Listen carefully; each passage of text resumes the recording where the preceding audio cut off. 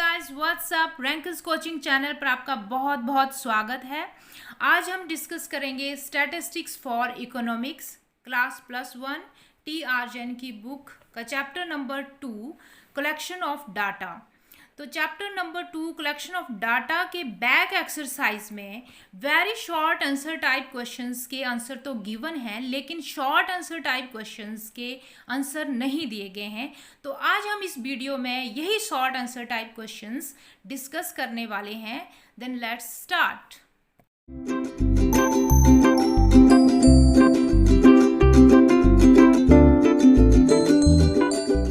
First question है define data. What are the main source of data. Data क्या होता है और डाटा किन किन सोर्स से कलेक्ट किया जा सकता है। तो डाटा ऐसे सारे फैक्ट्स, इंफॉर्मेशन या नॉलेज होती है जिनको कि हम न्यूमेरिकली एक्सप्रेस कर पाएँ।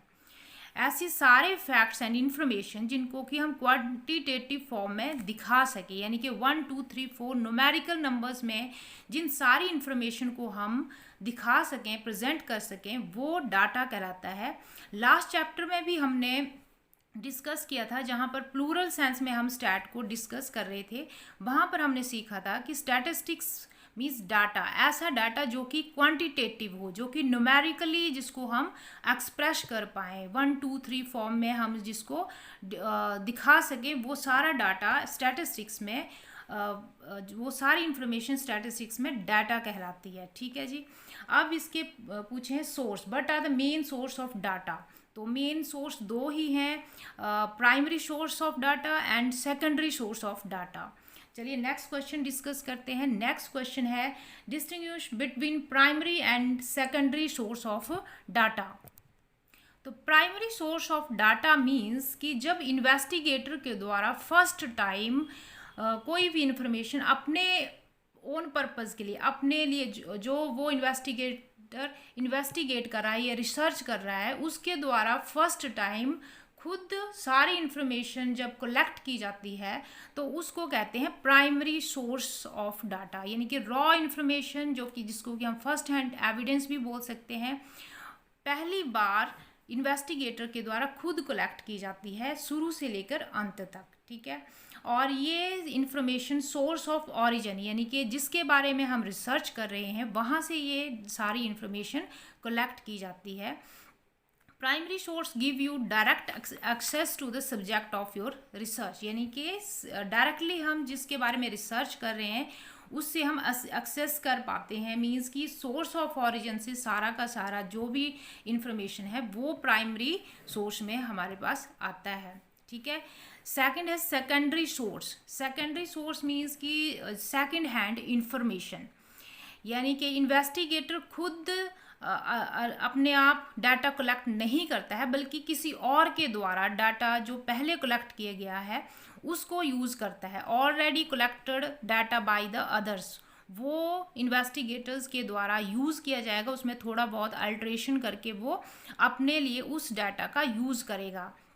And commentary from other researcher, यानी कि जो दूसरे रिसर्चर्स होंगे उन्होंने जो भी रिसर्च वर्क किया होगा उनका इंफॉर्मेशन, उनकी डाटा जो भी है वो यूज़ करके जब इन्वेस्टिगेटर इन्वेस्टिगेट करता है, रिसर्च करता है, तो उस टाइम वो information secondary source of data कहलाएगी। नेक्स्ट क्वेश्चन है define primary and secondary data, give one example of each. Primary data, data collected by the investigator for his own purpose for the first time। तो first time जब investigator के द्वारा कोई data collect किया जाता है अपने पर्पस के लिए, फ्रॉम बिगिनिंग टू एंड, शुरू से लेकर एंड तक, उसको हम प्राइमरी डाटा कहेंगे। और इसके एग्जांपल्स हैं इंटरव्यू ट्रांसक्रिप्ट्स, कोई इंटरव्यू लिया जाता है, सीधे इंफॉर्मेशन इंटरव्यूअर से हमें मिल रही है, वो भी प्राइमरी डाटा होगा। फोटोग्राफ्स, कोई फोटोग्राफर खींच रहा है तो वो भी प्राइमरी डाटा में आएगा। कोई नॉवेल्स लिख रहा है, कोई पेंटिंग बनाई जा रही है, फिल्म है, ऑफिशियल स्टैटिस्टिक्स हैं, तो ये सारे एग्जांपल प्राइमरी डाटा के हैं। नेक्स्ट है secondary data. Secondary data, data collected by the others persons are called secondary data. यानी कि किसी और पर्सन के द्वारा जब डाटा कलेक्ट किया गया है और उसको यूज़ करके इन्वेस्टिगेटर अपनी इन्वेस्टिगेशन करता है तो वो सेकेंडरी डाटा होगा। और इसके एग्जांपल हैं एकेडमिक बुक्स हैं, जर्नल आर्टिकल्स हैं, रिव्यूज़ जो आते हैं वो भी सेकेंडरी डाटा हैं, एसेज, टेक्स्ट बुक्स जो हम टेक्स्ट बुक्स रीड करते हैं वो सारे के सारे सेकेंडरी डाटा के अच्छे एग्जाम्पल हैं। नेक्स्ट क्वेश्चन है differentiate between primary and secondary data. तो primary data is the type of data that is collected by researchers directly from the main source, जबकि जो सेकेंडरी डाटा है that has already been collected through primary source and made readily available from the researcher to use for their own research. यानी कि जो primary source में जो भी data collect किया था सेकंड टाइम जब किसी और के द्वारा यूज़ किया जाता है तो उसको हम सेकेंडरी डाटा कहेंगे। तो इसमें डिफरेंस इस तरह से हो सकता है, डिफरेंस इन ओरिजिनलिटी। तो जो प्राइमरी सोर्स ऑफ डाटा है वो ज़्यादा ओरिजिनल होता है क्योंकि वो मेन पर्पस के लिए उस इन्वेस्टिगेटर के द्वारा खुद कलेक्ट किया जाता है अपने ओन पर्पस के लिए, ठीक है। तो ये ज़्यादा ओरिजिनल होता है प्राइमरी डाटा, जबकि जो सेकेंडरी डाटा है वो सेकंड टाइम किसी और के द्वारा यूज़ किया जाता है, किसी और का कलेक्शन जो भी इंफॉर्मेशन है कलेक्टेड इंफॉर्मेशन वो किसी और के द्वारा अपने पर्पस के लिए सेकंड टाइम यूज़ की जाती है। तो हम बोल सकते हैं कि जो प्राइमरी डाटा है वो ज़्यादा ओरिजिनल है, जबकि जो सेकेंडरी डाटा है वो ओरिजिनल नहीं है बल्कि वो सेकंड टाइम यूज़ किया जाता है, वो सेकंड हैंड डाटा है, ठीक है। नेक्स्ट हो सकता है इसका difference in the suitability of objectives. तो जो प्राइमरी डाटा है, ठीक है, जो प्राइमरी डाटा है वो ज़्यादा सूटेबल होता है उस रिसर्च वर्क के लिए क्योंकि वो पर्टिकुलरली उसी वर्क के लिए उसी रिसर्च के लिए कलेक्ट किया जाता है इन्वेस्टिगेटर के द्वारा, जबकि जो सेकेंडरी डाटा है वो सेकंड हैंड इंफॉर्मेशन है, ठीक है, सेकंड हैंड इंफॉर्मेशन ये होती है। तो जो सेकंड हैंड इंफॉर्मेशन होगी वो उतनी सूटेबल नहीं होगी जितनी कि फर्स्ट हैंड इंफॉर्मेशन होगी। तो हम बोल सकते हैं कि प्राइमरी डाटा जो है वो मोर सूटेबल होता है सेकेंडरी डाटा से। Next, difference in cost of collection. अब अलग अलग कॉस्ट पड़ती है प्राइमरी डाटा और सेकेंडरी डाटा को। तो जब हम प्राइमरी डाटा जब हम कलेक्ट करते हैं तो ऑब्वियसली वहाँ पर हमें ज़्यादा कॉस्ट पे करनी पड़ेगी क्योंकि वहाँ पर हमें टाइम भी ज़्यादा लगेगा, मनी स्पेंड करनी पड़ेगी, एफर्ट्स करने पड़ेंगे ताकि हम जो सोर्स ऑफ ओरिजिन है वहाँ तक पहुँच पाएँ। तो अगर हम कॉस्ट के पॉइंट ऑफ व्यू से देखें तो प्राइमरी डाटा जो है ज़्यादा कॉस्टलियर है सेकेंडरी डाटा से, क्योंकि सेकेंडरी डाटा तो जो ऑलरेडी पब्लिश्ड या अनपब्लिश्ड रिपोर्ट्स होती हैं, इंफॉर्मेशन होती हैं, उनको ही यूज़ किया जाता है, तो ये ज़्यादा कॉस्टलियर नहीं होता है, जबकि प्राइमरी डाटा ज़्यादा कॉस्टलियर है। चलिए नेक्स्ट क्वेश्चन देखते हैं। तो फिफ्थ क्वेश्चन है what are the main methods of collecting primary data, यानी कि कौन कौन से मेथड हैं जिनके थ्रू प्राइमरी डाटा हम कलेक्ट कर सकते हैं। तो method of collecting the primary data, first one is direct personal investigation.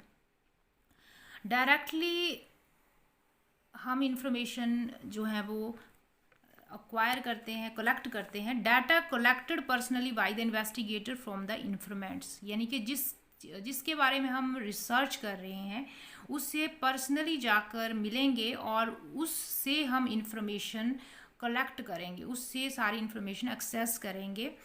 तो इसको हम कहेंगे डायरेक्ट पर्सनल इन्वेस्टिगेशन। तो ये सोर्स ऑफ ओरिजिन से हम सारी की सारी इंफॉर्मेशन यहाँ पर कलेक्ट करेंगे। सेकंड है इनडायरेक्ट ओरल इन्वेस्टिगेशन। यहाँ पर इनडायरेक्टली इन्वेस्टिगेशन की जाएगी। Information obtain from other person who are expected to possess the necessary information. तो यहाँ पर हम डायरेक्टली उस सोर्स से या उस पर्सन से इंफॉर्मेशन नहीं लेंगे जिसके बारे में हम स्टडी कर रहे हैं, बल्कि हम किसी और पर्सन से, ऐसा पर्सन जो कि उस चीज़ के बारे में या उस पर्सन के बारे में इंफॉर्मेशन रखता है जिसके बारे में हमें इंफॉर्मेशन चाहिए, जिसके बारे में हम रिसर्च कर रहे हैं। तो अदर पर्सन से जब हम कोई इंफॉर्मेशन कलेक्ट करेंगे रिगार्डिंग अवर रिसर्च तो उसको हम इनडायरेक्ट ऑरल इन्वेस्टिगेशन कहेंगे। तो ज़्यादातर government committees and non government committees में ये वाला मेथड यूज़ किया जाता है इनडायरेक्ट ऑरल इन्वेस्टिगेशन का। नेक्स्ट है information from the local sources.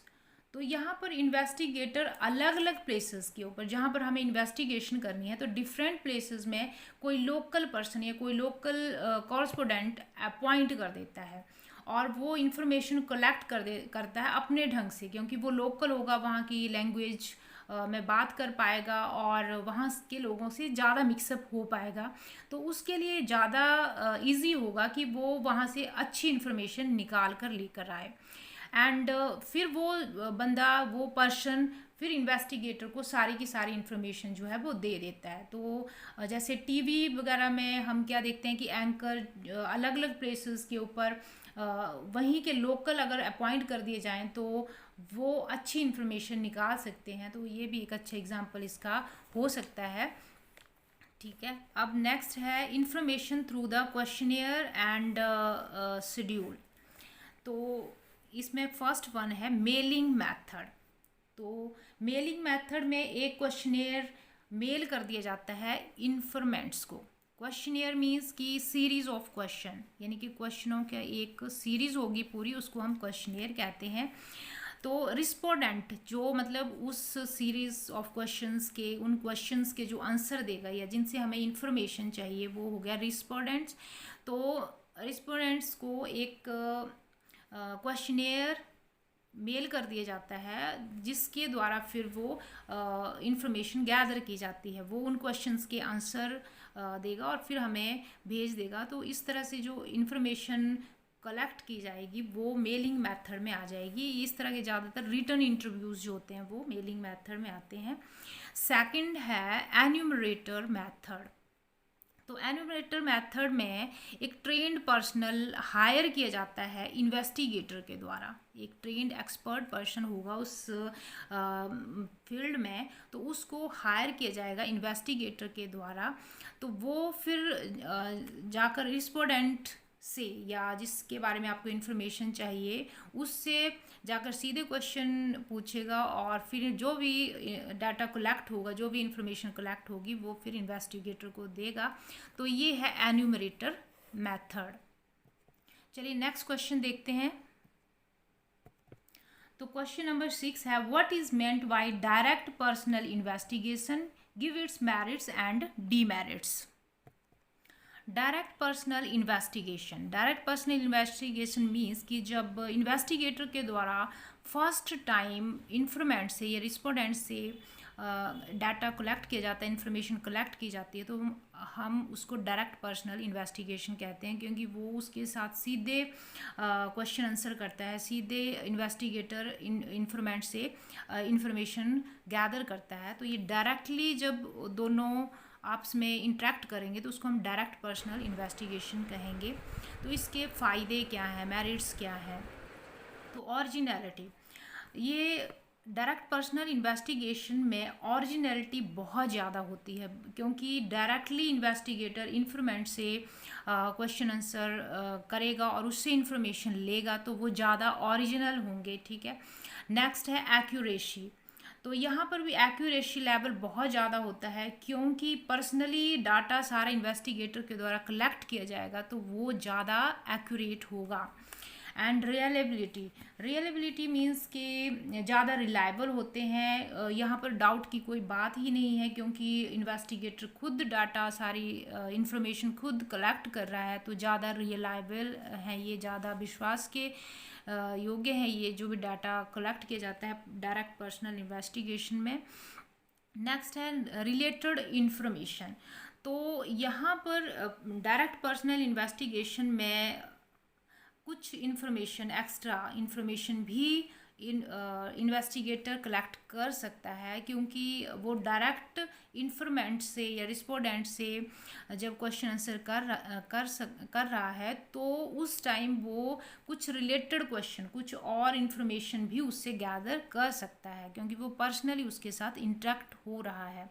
तो हम बोल सकते हैं कि रिलेटेड इन्फॉर्मेशन, कुछ और इन्फॉर्मेशन, एक्स्ट्रा इन्फॉर्मेशन अगर हमें चाहिए तो वो भी हमें डायरेक्ट पर्सनल इन्वेस्टिगेशन में मिल जाती है। तो ये भी अच्छी बात है, ये भी मेरिट्स है डायरेक्ट पर्सनल इन्वेस्टिगेशन की।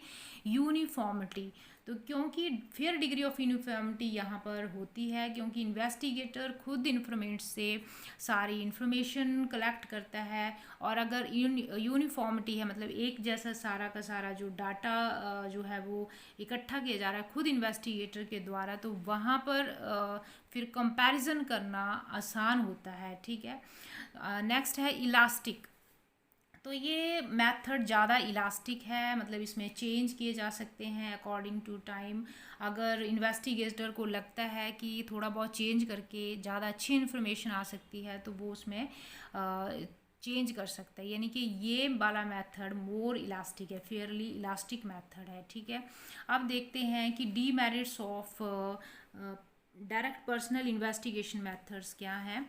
तो difficult to cover the wide area, तो क्योंकि जो इन्वेस्टिगेटर है खुद इन्फॉर्मेशन लेता है इन्फॉर्मेंट से जाकर, तो उसके लिए ये बहुत मुश्किल है कि वो काफ़ी बड़ा एरिया कवर कर पाए। अगर स्टडी एरिया जो रिसर्च एरिया है वो काफ़ी बड़ा है तो उस टाइम फिर ये वाला मेथड काम नहीं आएगा, क्योंकि पर्सनली वो ये पॉसिबल ही नहीं होगा इन्वेस्टिगेटर के लिए कि वो पर्सनली हर किसी के साथ इंटरेक्ट हो पाए। तो वाइड एरिया में डिफ़िकल्ट है ये वाला मेथड यूज़ करना।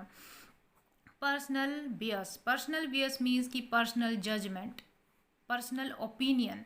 ठीक है, तो बंदे के जो पर्सनल ओपिनियन होते हैं वही पर्सनल बियस हैं, पर्सनल जजमेंट्स जो उसकी होती हैं। तो इस वाले मेथड में, डायरेक्ट पर्सनल इन्वेस्टिगेशन मेथड में पर्सनल बियस बहुत ज़्यादा होता है, क्योंकि इन्वेस्टिगेटर के अपने कुछ एक्सपीरियंसेस होंगे, अपने कुछ ओपिनियंस होंगे, तो जब वो इन्फॉर्मेंट से कोई इन्फॉर्मेशन ले रहा है तो वो अपने ओपिनियंस को भी उन इन्फॉर्मेशन में लाद सकता है, मतलब उसमें उसका ओपिनियन भी काफ़ी मायने रखता है, वो अपने ढंग से उस चीज़ों को सोचेगा।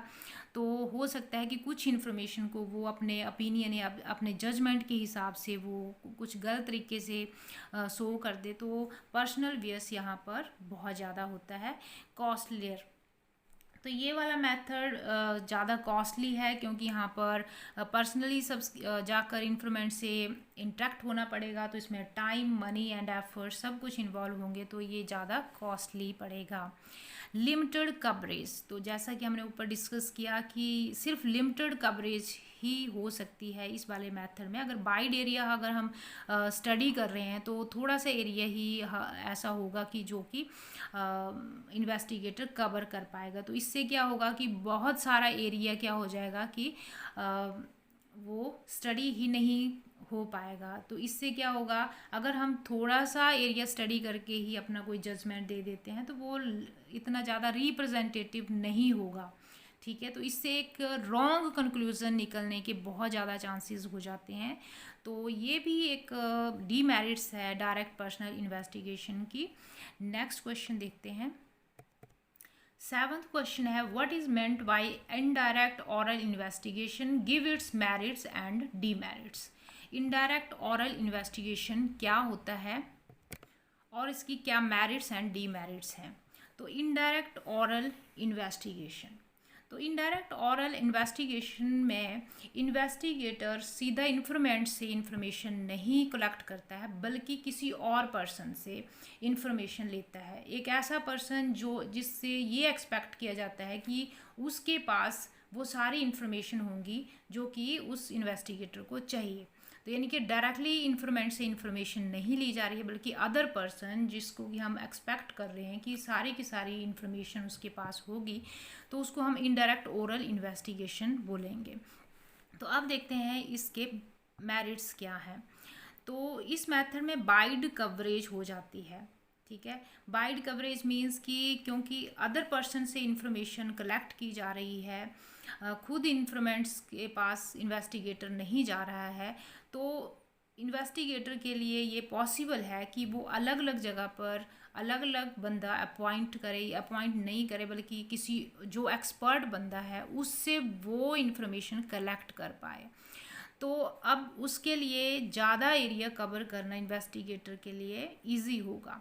तो कंपैरेटिवली अर्लियर मेथड से ये जो इनडायरेक्ट ओरल इन्वेस्टिगेशन है, यहाँ पर एरिया काफ़ी बड़ा एरिया कवर हो जाता है। अगर डायरेक्ट ओरल इन्वेस्टिगेशन में देखें तो ये पॉसिबल नहीं था। नेक्स्ट है लेस एक्सपेंसिव।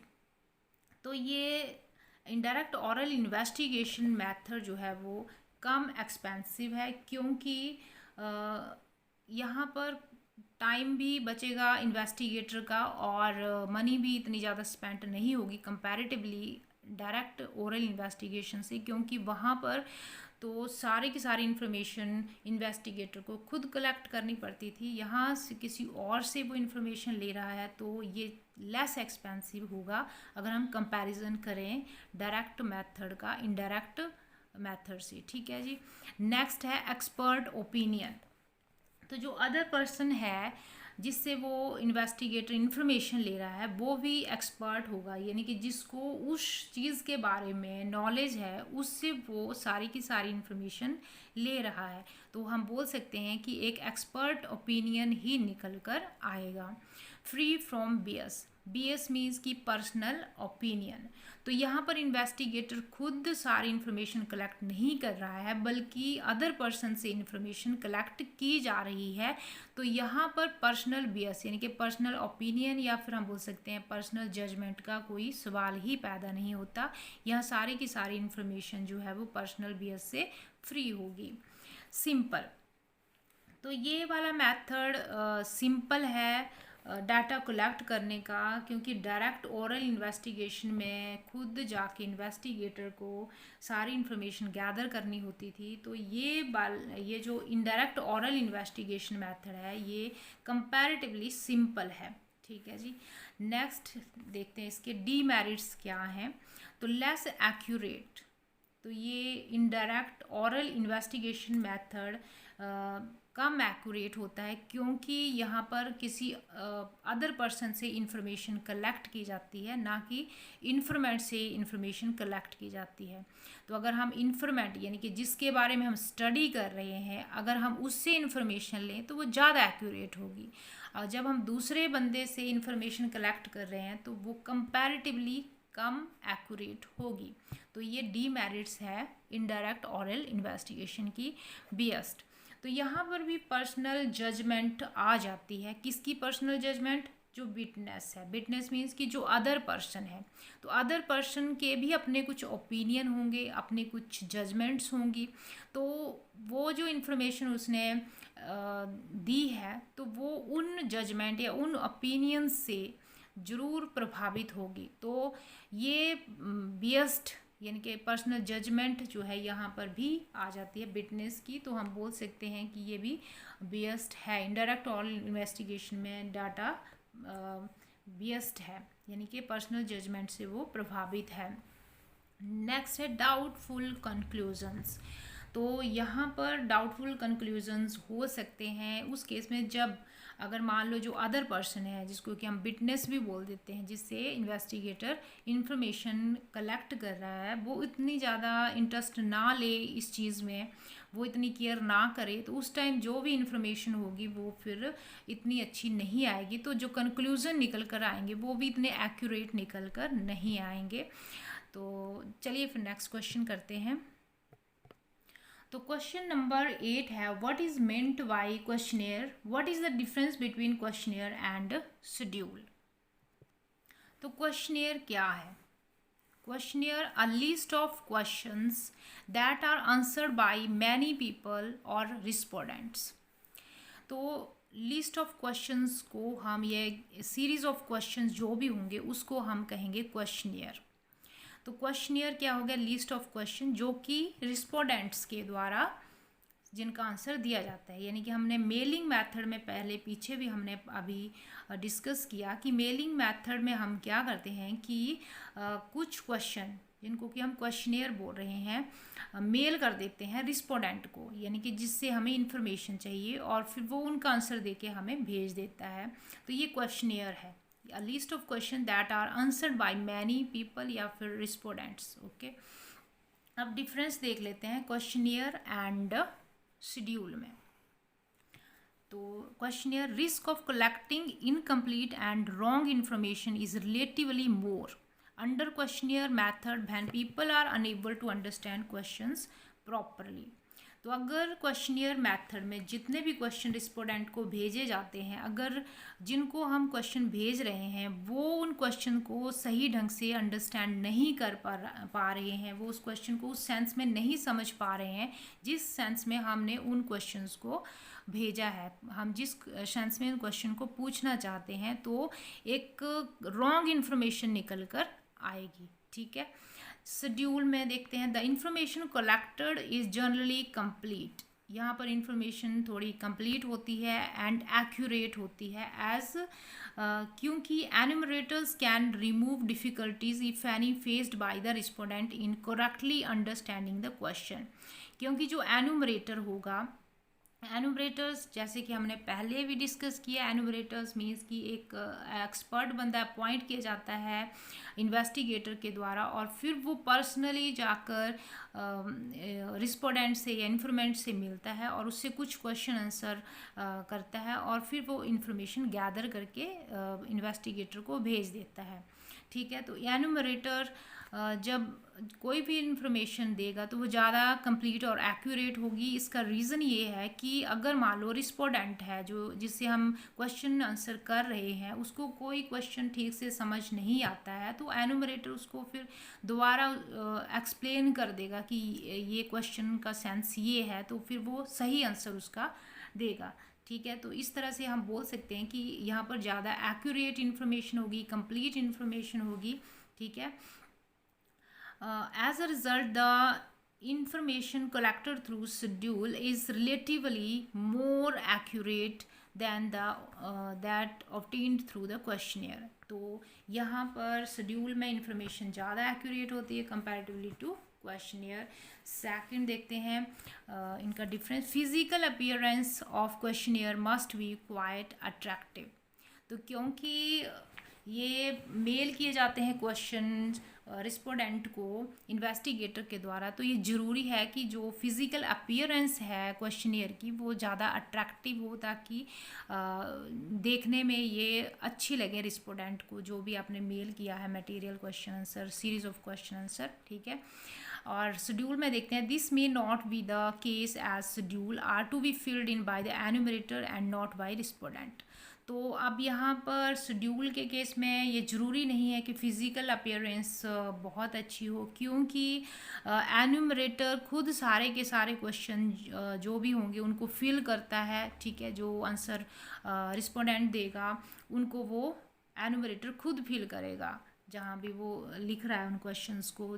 ठीक है, and not bye the respondent. तो ज़रूरी नहीं है कि रिस्पोंडेंट्स को जो भी क्वेश्चन भेजे जाएं वो फिज़िकली ज़्यादा अपीयरेंस उनकी अच्छी हो, क्योंकि एनुमरेटर खुद उन क्वेश्चंस के आंसर दे रहा है। Third, observation is not possible when collecting data through questionnaires. तो ऑब्जर्वेशंस नहीं रखी जा सकती। ऑब्जर्वेशन मीन्स कि जब कोई इन्फॉर्मेशन आपको दे रहा है, कोई बोल रहा है, तो उस टाइम हम जजमेंट लगा लेते हैं कि ये मतलब इसके जो भाव हैं, जो फिज़िकल एक्सप्रेशंस हैं, उनसे भी थोड़ा बहुत आइडिया लग जाता है। तो ये पॉसिबल नहीं है क्वेश्चनियर मेथड में, क्योंकि वो क्वेश्चन आंसर बाय मेल भेजे जाते हैं उनको, तो इस तरह की पॉसिबिलिटी यहाँ नहीं है। लेकिन अगर हम शेड्यूल की बात करें, along with the schedule observation method can also be used. तो यहाँ पर जो फिज़िकल उसके जो एक्सप्रेशंस होंगे उनको एनुमरेटर्स स्टडी कर सकता है। तो यहाँ पर शेड्यूल में ये ऑब्जर्वेशन जो है वो मेथड चल सकता है। Next, the coverage area for collecting the information is large.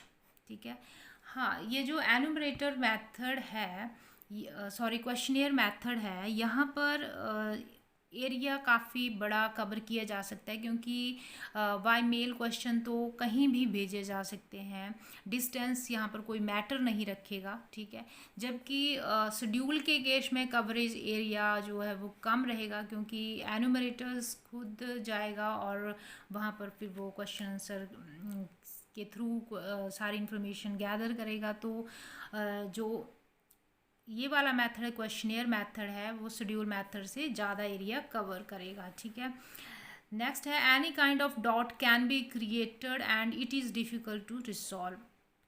तो क्वेश्चनियर मेथड में अगर मान लो कोई भी डाउट आ जाता है रिस्पोंडेंट को, यानी कि जो क्वेश्चंस के आंसर दे रहा है उसको कोई क्वेश्चन समझ नहीं आता है सही ढंग से, तो फिर उसको रिसॉल्व करना पॉसिबल नहीं है क्वेश्चनियर मेथड में, ठीक है।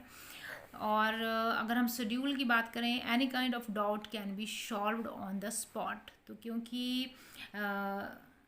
एन्यूमरेटर वहाँ पर प्रेजेंट होगा जो कि क्वेश्चन आंसर करेगा रिस्पोंडेंट से, तो वो उसी टाइम जो भी डाउट अगर रिस्पोंडेंट को लगता है तो उसको वो सॉल्व कर सकता है, सही ढंग से उसको क्वेश्चन जो पूछ रहा है उसको समझा सकता है, ठीक है जी। चलिए नेक्स्ट क्वेश्चन देखते हैं। तो क्वेश्चन नंबर 9 है, what are the qualities of a good questionnaire. एक अच्छे क्वेश्चनियर के क्या क्या क्वालिटीज़ होने चाहिए। तो फर्स्ट वन है, questionnaire should be concern with specific and relevant topic. तो जो भी क्वेश्चनियर यानी कि सीरीज ऑफ क्वेश्चंस भेजे जा रहे हैं बाय मेल, तो वो स्पेसिफिक टॉपिक के ऊपर होने चाहिए। मतलब कि जिस चीज़ के बारे में हम रिसर्च कर रहे हैं, इन्वेस्टिगेटर जिस चीज़ के बारे में इन्वेस्टिगेट कर रहा है, तो उसी से रिलेटेड वो क्वेश्चनियर होना चाहिए, ठीक है। उससे रिलेटेड क्वेश्चंस उसमें पूछे जाने चाहिए। Second, it should be short, और जो क्वेश्चन हैं वो शॉर्ट होने चाहिए। Directions and wording should be simple and clear. तो जो भी वर्डिंग होगी क्वेश्चन आंसर की वो सिंपल होनी चाहिए, बिल्कुल क्लियर होनी चाहिए, ताकि रिस्पोंडेंट को वो समझ आ जाए, ठीक है। And next is question should B objective, और क्वेश्चन जो है सब्जेक्टिव नहीं होने चाहिए जहाँ पर कि रिस्पोंडेंट को कुछ लिखना पड़े, बल्कि ऑब्जेक्टिव टाइप होने चाहिए, यस और नो में आंसर वहाँ पर दिए होने चाहिए, या चॉइस होनी चाहिए, ठीक है।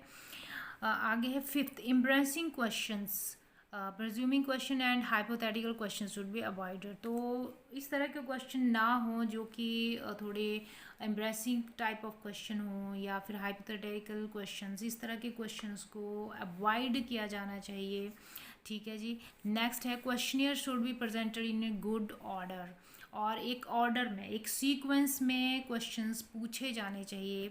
And it should be attractive, neatly printed and clearly arranged. तो जो भी क्वेश्चनियर है वो देखने में फिजिकली अपीयरेंस उसकी अच्छी होनी चाहिए, साफ़ सुथरा वो प्रिंट होना चाहिए। ऐसा ना हो कि वो रीड ही ना किया जाए रिस्पोंडेंट के द्वारा, और क्लियरली अरेंज्ड, और मतलब कि वो क्वेश्चन भी काफ़ी अरेंज के लिए। इतना ही। शॉर्ट आंसर टाइप क्वेश्चंस के जो नेक्स्ट क्वेश्चंस हैं, अगले क्वेश्चन हैं, उनको हम पार्ट 2 में डिस्कस करेंगे। तो वीडियो को लाइक करें, शेयर करें, एंड रैंकर्स कोचिंग चैनल को सब्सक्राइब करना भी ना भूलें। Thanks for watching.